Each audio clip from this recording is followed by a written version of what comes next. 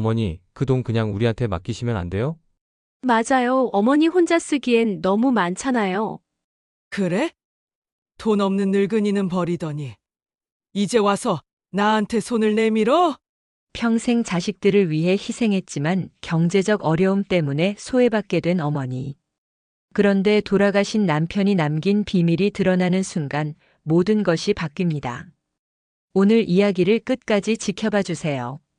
그리고 영상이 마음에 와닿으신다면 구독과 좋아요로 응원해 주시고 여러분의 생각을 댓글로 들려주세요. 늦가을 시골 마을의 차가운 바람 속에서도 묵묵히 밭일을 하는 여인이 있었습니다.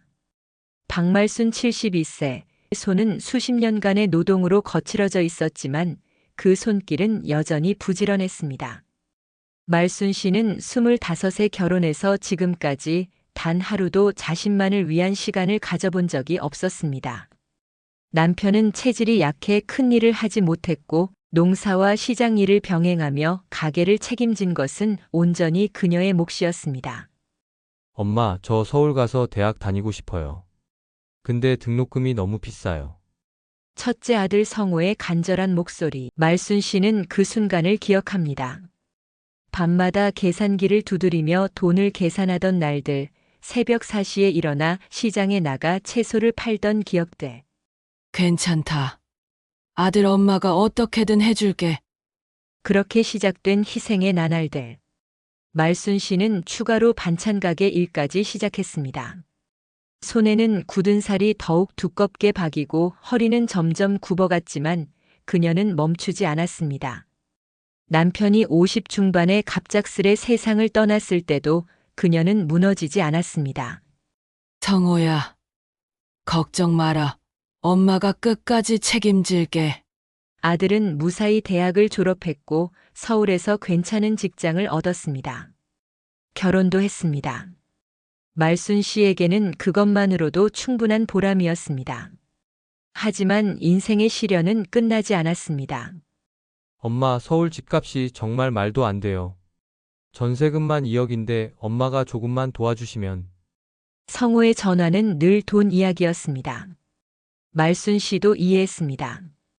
젊은 부부가 서울에서 살기가 얼마나 힘든지. 그래. 집이 있어야지. 말순 씨는 결국 평생 살던 집을 팔기로 결심했습니다. 남편과 함께 웃고 울었던 그 집, 아이들이 뛰어놀던 마당이 있는 그 집을 이웃들이 만류했습니다. 말순 씨 집만은 팔지 마. 나중에 기댈 곳이 없어. 하지만 말순 씨는 웃으며 답했습니다. 괜찮아요. 자식이 잘 되는 게 부모 행복이잖아요. 그렇게 집을 판 돈으로 아들 부부는 서울에 보금자리를 마련했습니다.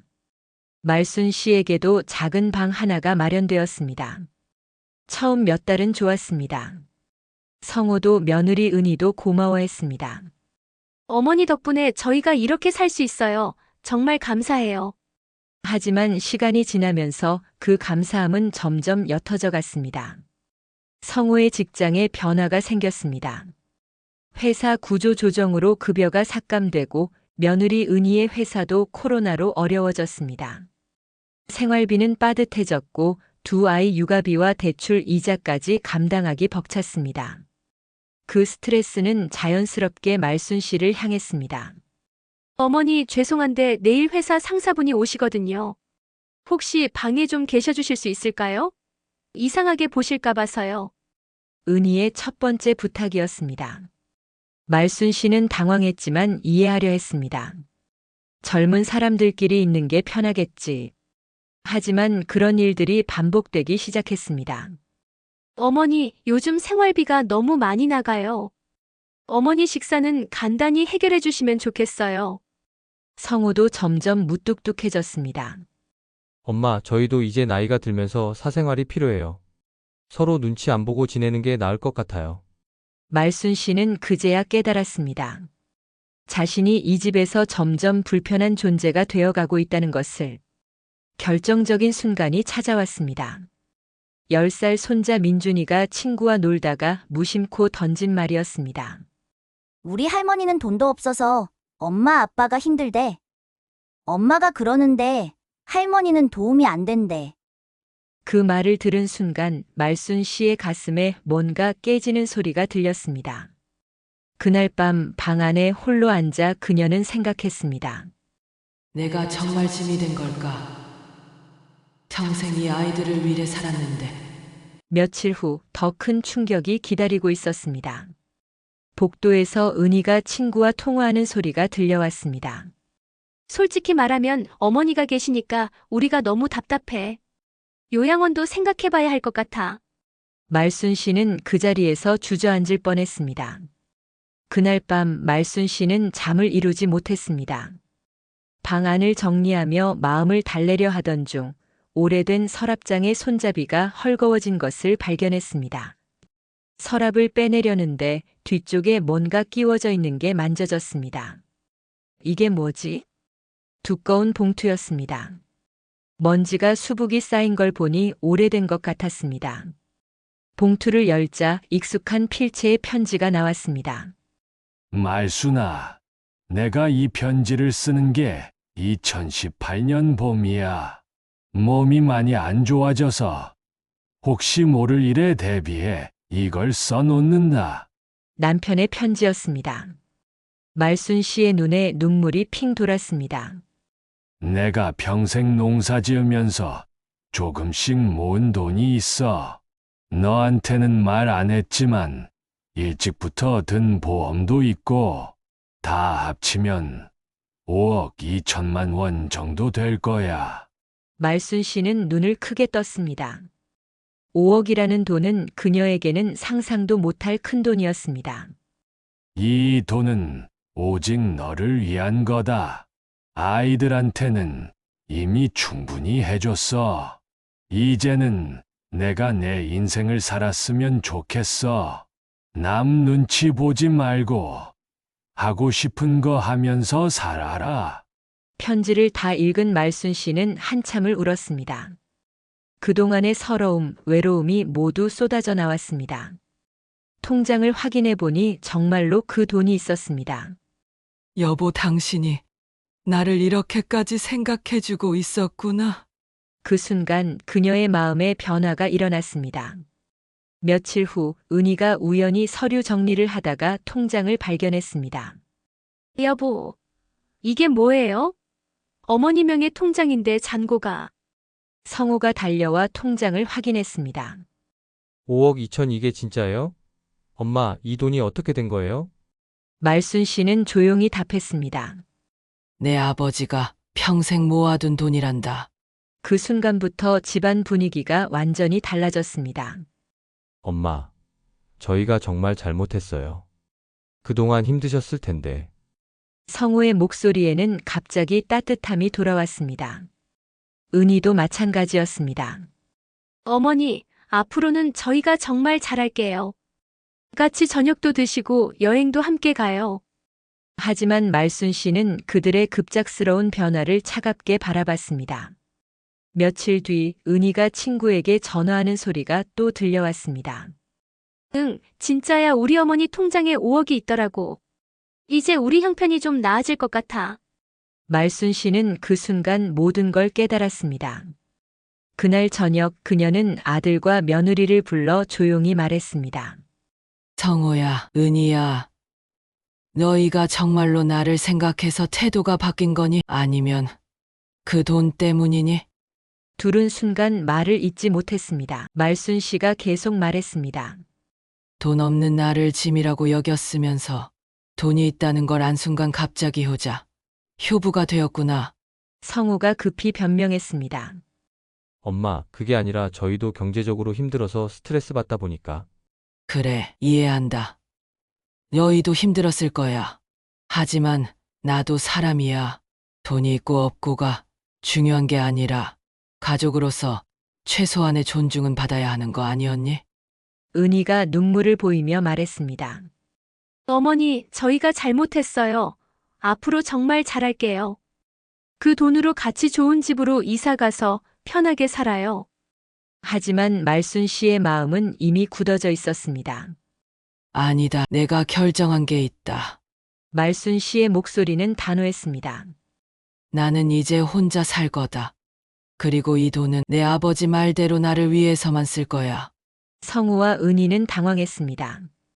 엄마, 그러지 마세요. 저희가 진짜 잘못했어요. 어머니, 가족끼리 왜 이래요?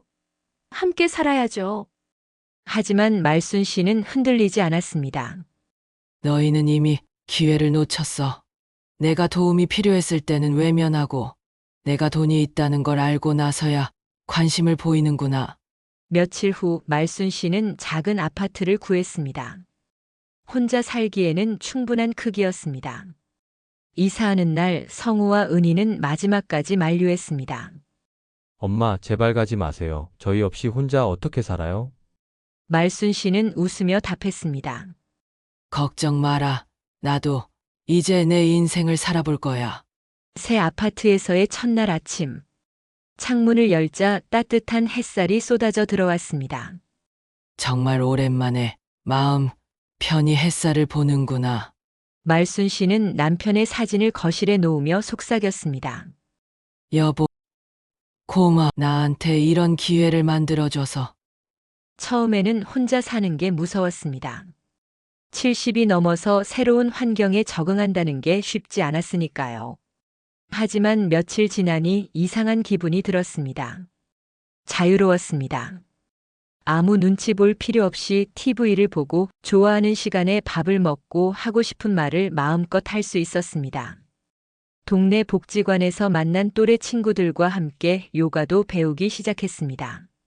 말순 씨, 표정이 정말 밝아졌어요. 뭔가 좋은 일 있어요? 글쎄요.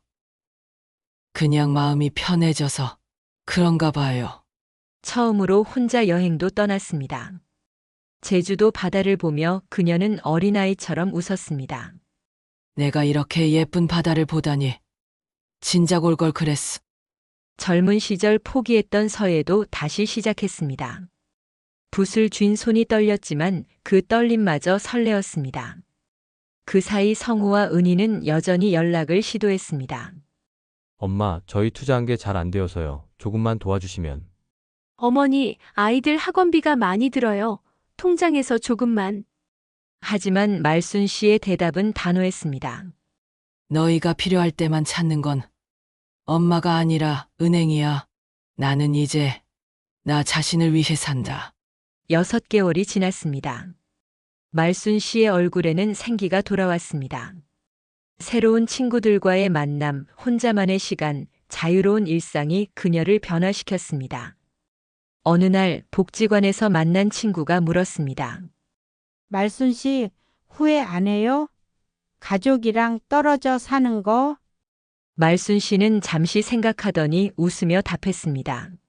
처음에는 걱정됐어요. 하지만 지금은 알겠어요. 진짜 가족이라면 내가 돈이 있고 없고와 상관없이 날 존중해줘야 하는 거였어요. 그리고 깨달은 게 있어요.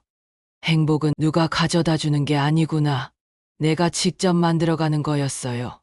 그날 저녁 그녀는 일기장에 이렇게 썼습니다.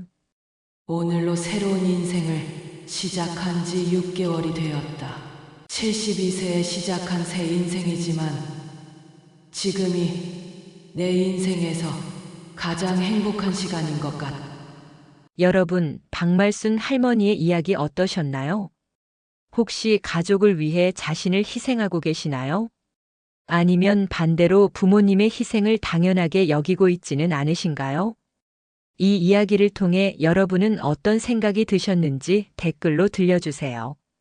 그리고 이런 따뜻한 이야기가 더 많은 분들께 전해질 수 있도록 구독과 좋아요, 공유 부탁드립니다. 다음에도 더 좋은 이야기로 찾아뵙겠습니다.